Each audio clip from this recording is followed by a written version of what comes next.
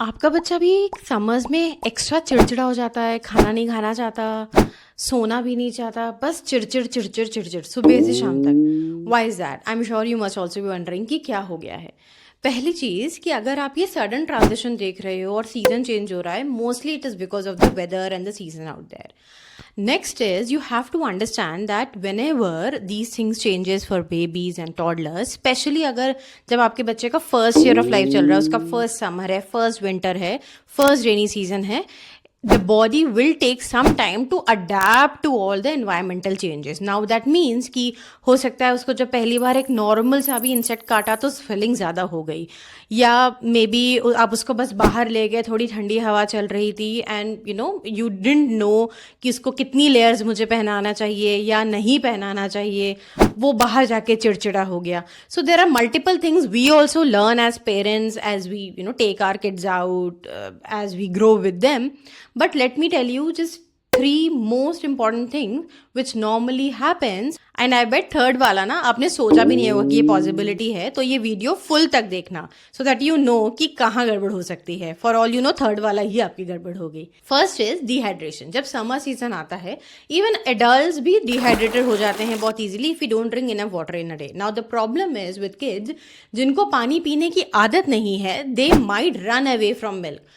तो हम क्या करने लगते हैं, हम ऑरेंज जूस देने लगेंगे या पानी और जूस मिला के देने लगेंगे, या बहुत सारे बच्चे बस ब्रेस्ट मिल्क ही पीना चाहते हैं या दूध ही पीना चाहेंगे. नाउ प्रॉब्लम क्या होंगी इन सारी चीज़ों से, हम प्लेन वाटर को अवॉइड करने लगते हैं कि चलो कुछ तो लिक्विड बच्चे के अंदर जाए.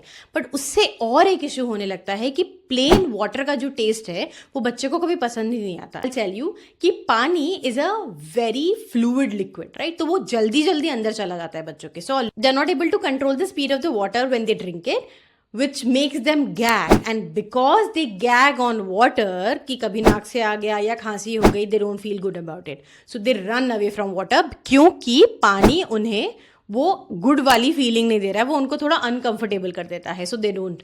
The other thing is what might be happening in case of water, if your child is rejecting water, इज वो क्वांटिटी डिसाइड नहीं कर पा रहा है कि मेरा मुंह कितना बड़ा है कि मैं कितनी बड़ी सिप लूं. तो वो भी काफी फ्लूइड होता है, इजिली अंदर चला जाता है, but the taste is different. Taste is sweeter. And what happens is because they are inclined towards the taste, they are still able to put that effort कि मैं थोड़ा figure out कर लूँ कि मैं कैसे ऑरेंज जूस पीऊँ. Same with coconut water. तो हम नॉर्मली क्या होता है, जब हम जूसेस में जाते हैं या कोकोनट वाटर में जाते हैं तो इनका जो बेस होता है वो स्वीट होता है. So a lot of kids they just start to prefer those liquids as compare to water, because again taste गड़बड़ हो गया.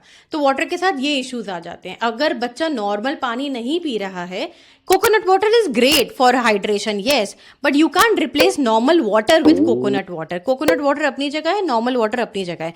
इनफैक्ट कोकोनट वाटर में काफी ज्यादा मैग्नीशियम पाया जाता है, which can result in issues in your child's body if you give it every day to your child, even in summer. So maybe for toddlers up to 2 years of age, under 12 months तो आपको नहीं देना चाहिए coconut water. Not required, not needed, क्योंकि breast milk और formula milk maximum water ही होता है. 1 to 2 years के बीच में आप मे बी वंस या ट्वाइस अ वीक आप बच्चों को दे सकते हो कोकोनट वाटर, उससे ज्यादा नहीं. जूसेस हम नॉर्मली बोलते हैं कि बच्चे को नहीं दो, क्योंकि बच्चे को अपने फ्रूट्स खाना सीखने चाहिए, वेजिटेबल्स खाना सीखना चाहिए, उनका सूप या जूस नहीं पीना चाहिए. That is the second thing. तो a lot of time juices बच्चे को थोड़ा शुगर रश भी दे सकते हैं, इसलिए हम बोलते हैं रात में बच्चों को जूसेस मत पिलाओ, स्पेशली इवनिंग के बाद. Now coming to the second point which could result in कि बच्चों को समर्स में खाना अच्छा क्यों नहीं लगता या बस चिड़चिड़े क्यों होते हैं, is that summers are meant for travelling, right? तो कभी नानी के घर गए, कभी दादी के घर गए, कभी ताऊजी घर आ गए हमारे. Too many people, too much chaos, which makes them overwhelmed. Now, whenever a child's routine changes, दो चीजें सबसे ज्यादा इफेक्ट होती हैं. पहला है sleep and second is food. So travel जब हम करते हैं तभी भी बच्चे का चिड़चिड़पन ज्यादा रहेगा, क्योंकि रूटीन नहीं है कोई, मे बी उसको जो पसंद है वो नहीं मिल पा रहा है, या जब तक उसको भूख लग रही है आप उसके बहुत लेट खाना दे रहे हो या बहुत पहले दे रहे हो, तो पूरा का पूरा वो गड़बड़ हो जा रहा है. ट्रैवल में ये हो रहा है. If there are too many people in the house, now that will make the child कि इतने सारे लोग, इतनी सारी नॉइज, सब लोग चाह रहे हैं to take just some minutes of the baby, and baby is like कि मैं क्या करूं, what am I suppose to do. Toddler तो अलग ही एनर्जी पे रहेगा, उसको लगता है वाह अब तो सोना नहीं है, अब खाना नहीं है, बस सबके साथ घूमो. So you have to balance that out. Also, summers is again because of that. Now, third is if there are big festivals, big weddings in your house, that can result, especially summer wedding, that can really result in a complete haywire routine. Same issue hoga, too many people, no routine, mother will be busy and even the father will be busy based on शादी किसके घर पे है. And then what might happen is the child might be under someone else's care, जिनको उतना नहीं समझ में आएगा कि क्या रूटीन फॉलो करना है. लोग या तो फिर दूध दे देंगे कि नहीं चलो इतना रो रहा है या रो रही है तो दूध दे देते हैं, नहीं तो फेवरेट बिस्किट दे देंगे या चॉकलेट दे देंगे. पर जब मील्स की बात आएगी तब कुछ नहीं होगा. So a lot of things changes when weather changes. I hope this video helped you understand ki why your child must be fussing because the summers have started.